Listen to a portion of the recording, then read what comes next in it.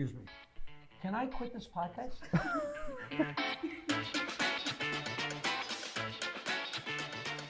I told Eddie Murphy to stay in college so he'd have something to fall back on. I did great advice. Jackie, how about the lighter side of history? The lighter side. I'm done laughing at my joke. Okay. I know a lot of things and I share them on the podcast and you don't care. What are we talking about? I can't get a word in edgewise on this show. I mean, it's... Here's how we sell it. Okay.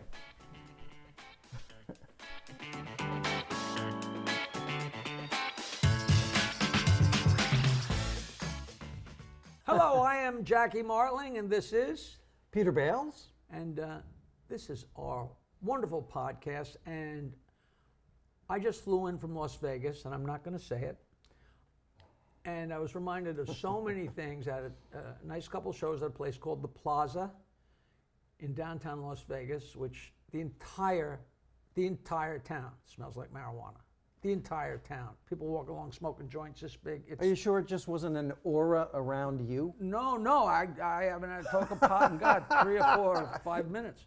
And but I was reminded we were talking about stuff, and I saw some old friends, some great old comedy friends, and we're talking about jokes and stuff. And I don't know if you know the story, but I talked Rodney Dangerfield into taking me to Las Vegas with him. And we went to Fort Lauderdale first, and I met you and all the guys down there at the comic strip.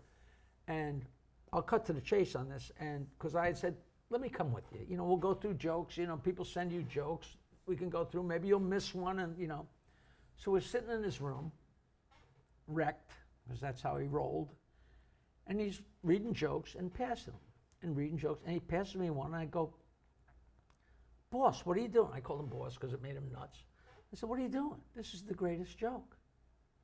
He said, well, what are you talking about? And I said, this is the absolute best fat joke, ugly joke rolled into one. You think so? Yeah, it's unbelievable. And I wasn't being a wise guy.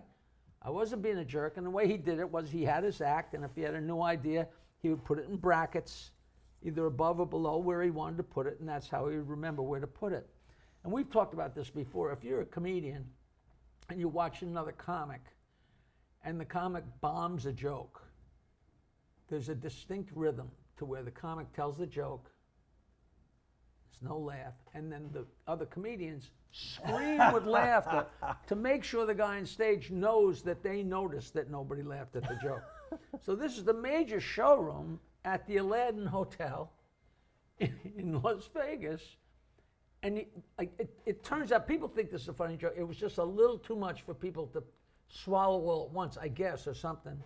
But he's going along in this thing, and all of a sudden he goes, yeah, this girl, she was fat and ugly. She was fat and ugly. She had a hairdresser for each armpit, which I thought was the perfect fat girl, ugly girl. And I mean, it was like somebody pulled the plug on the room. It went completely quiet. And I'm half loaded in the back, and I'm screaming. He was pissed for 2 days. He thought I set him up. He thought I teed him up. I said, no, that's really funny. They're idiots. And everybody I've ever told that joke to, it's a funny joke. But okay, so why didn't it work? I already have an idea why I think because there's too much joke. Too much joke. Because, as John Cleese said, and I say when I teach comedy, two things, fat and ugly at the same time, two things happening on stage at the same time is not twice as funny, it's half as funny. It's too much because the audience diverts their attention. Too much for people to swallow. Absolutely. But absolutely. It was so funny. But I see why you thought it is funny. I think it's Did I ever tell you what I did to Brian Regan? No. Brian Regan, who is a really, really funny comic and so successful. And he makes a fortune, and he's been all over, up and down, around. But in like 1980, we're all working at the comic strip, and he's cooking the steaks, and he's sweeping up for a pittance of money, but so Joe, the manager, would give him some stage time. And he starts doing well, and he's got like 5 good minutes or 10 good minutes, and finally he's doing well enough on Sundays or Thursdays. Joe's going to give him 10 minutes on Saturday night in the height of the packed crowd with the regular guys, and he's so thrilled. Of course, I got to bust chops. I said, Brian, you know, it's really fun when the comics interact with each other because the people in the audience get a kick out of that because it shows like a, you know, like a brotherhood, you know, like a bonding. And I said, you know what? In the middle of your act, say, I had a date with Siamese twins last night. And I'll yell from the back, did you have a good time? And you say, yes and no. Which would be, So I said, and stupid. people think it's like Abbott and Costello. It's so funny. And he's like, oh, that's great. And he's thrilled that he's going to interact with me. You know, he's still mad to this day. But he, like, you know, I'm helping him out and I'm killing. I'm like, not headlining, but I was going on last and really destroying the place. So he's excited that he's going to do this. And he's doing fine. He's 5 or 7 minutes in, and he's got them, and they're rolling. And he goes, so I had a date with Siamese twins last night, and I yelled, how was it? You know what's going to happen. Which is a dead end. There's no one. And he was like, and it was quiet. And of course, I love it. I screamed and yelled, and he's still pissed. And now he's a multimillionaire. He's not talking to me. I don't even know if that's an old trick or whether that was just Martling coming up with something really mean, you know. Oh, man. I mean, talk about harmless pranks. You know, that was just great. You know. He's not really mad at you to this day. Who knows? I love when one joke can kill an act. You know, it can kill a set. If you have the audience, you should be able to keep them even if you miss with one.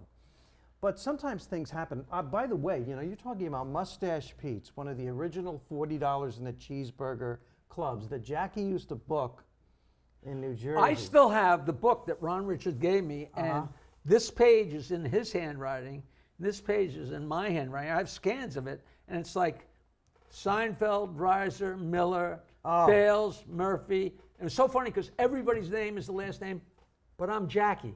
It's like Seinfeld, Bales, Jackie, Overton, Reiser, Jackie, and then all of a sudden it became my handwriting, you know, and it went to Woods, D'Antona, Hawthorne, you know. I got to tell you, a very funny comedian from New York City, Bill McCarty, was performing at Mustache Pete's, and he was doing a routine about growing up Catholic and going to Catholic school. I will never forget the first time I saw McCarty's act because I saw it again last night. That's me. But go ahead. He'll never talk to you again. And I got to tell you, somebody got mad about the religious nature of the material and threw a glass at him that missed him by a couple feet and broke the window behind the stage. Really? I'll never forget that. And he stood there. Because that stuff happens, that almost never, ever that happens. almost never happens. People ask us about hecklers. That is rare. People like to join in and be part of the show and help you, but the actual hostile heckler is very, very rare. But Jackie, I got to tell you this. Catch a Rising Star. Late. Jerry Seinfeld is on. The room has what we call broken, and it's late, and they're tired. So Scattered. Probably about half the audience has left. But there's a good half left, and just the way it worked out, they're all sitting on one side of the room. Half of the audience still laughing at a young Jerry Seinfeld who's working out his material at Catch a Rising Star, very, very late, probably 1:30, something like that. Okay? On the other side of the room, there's one table. And Jerry's obviously performing to the half that's there, and they're laughing and having a good time. And the one table over here is not paying attention, talking loudly and being rude. And Jerry stopped and in his way said, would you please stop talking? We're trying to have a good show here. Thank you. And he went back to his act for about 10 seconds, and a glass flew up on the stage towards Jerry, missed him by about 2 feet, slammed against the back of the stage. Jerry dropped the mic and just stood there. The whole room went quiet. The bartender, who was also the bouncer, comes out, and we're all seeing what he's going to do, and he walks over to the table, leans in to talk to them. We expect them to be thrown out. Jerry's standing on the stage watching all this, and the bartender talks to them for about 45 seconds, stands up, walks to the stage, and says, Jerry, you have to leave the club now. Oh, no. And they took Jerry off the stage and out and into a cab and away from Catch a Rising Star. Because this was a table Of scary people. of connected scary people that you could not talk to in a negative way. And the Wow. joke for the longest time was, Catch a Rising Star is the only club where they throw a glass at the comedian and they throw the comedian out. Oh, gosh, that's so great. You know, and it's so horrible, but it's so great. And our friend John DeBellis, an SNL writer and terrific comedian, was on Next, and he goes, "I'm not going on Next. I'm not going on Next." And he left. Yeah. It was one of those. Forget moments, that whole new Italian routine he had. That's right. Wow. What a story. I used to book a place called the Park Lounge, which was. I remember it.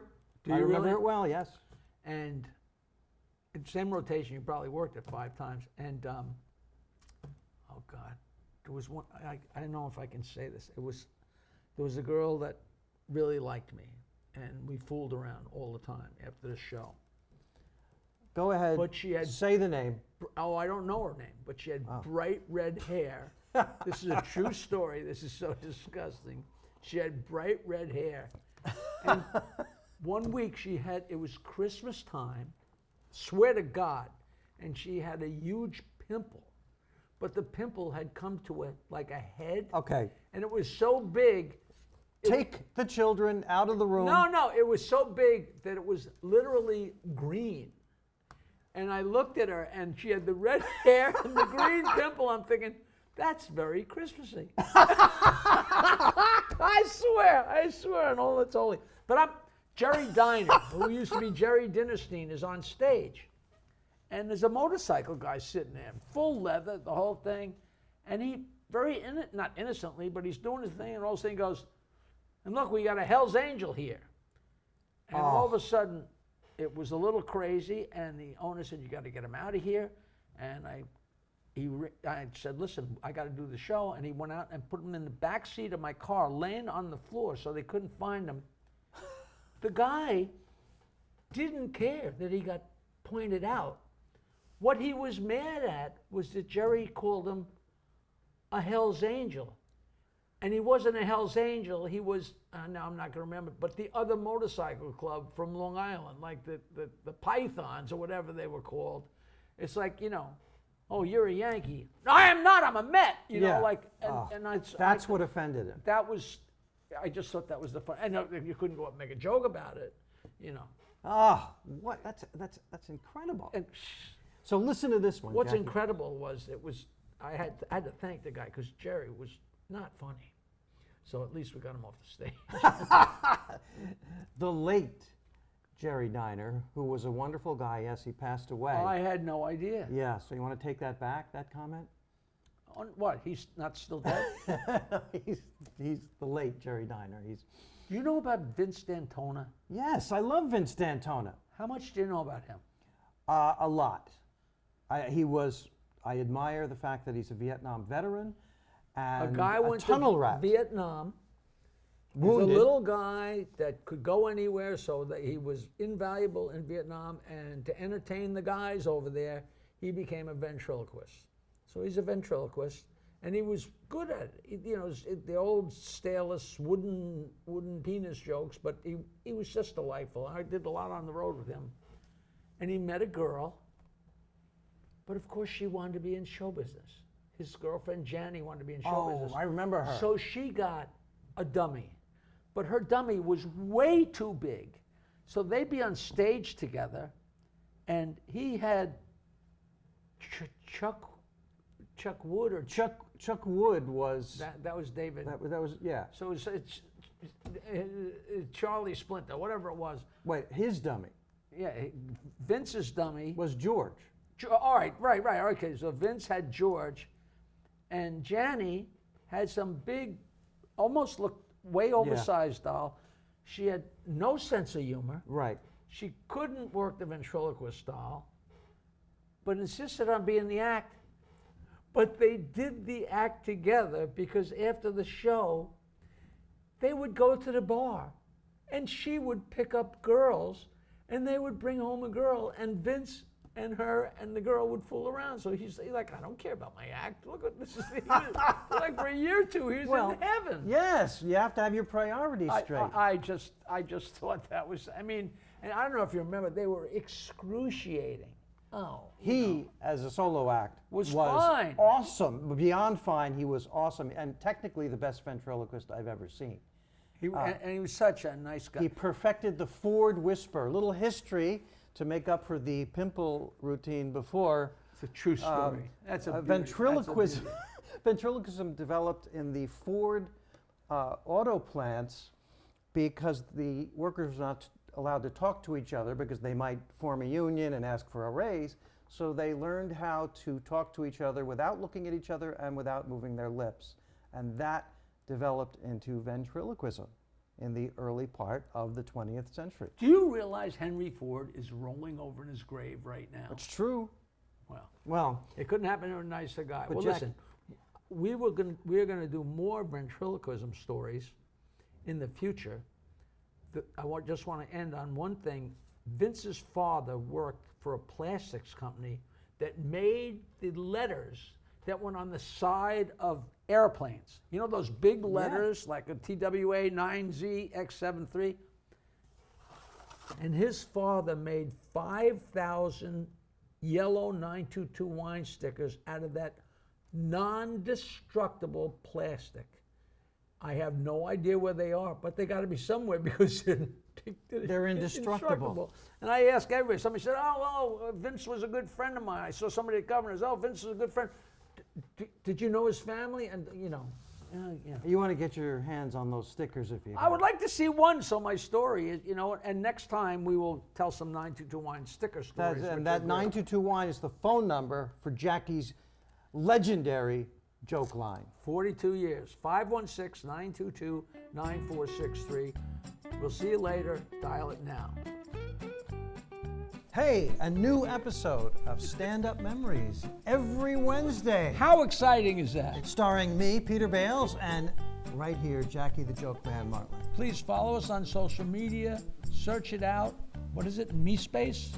MySpace? Your space? TikTok, Instagram, Facebook. Doodah.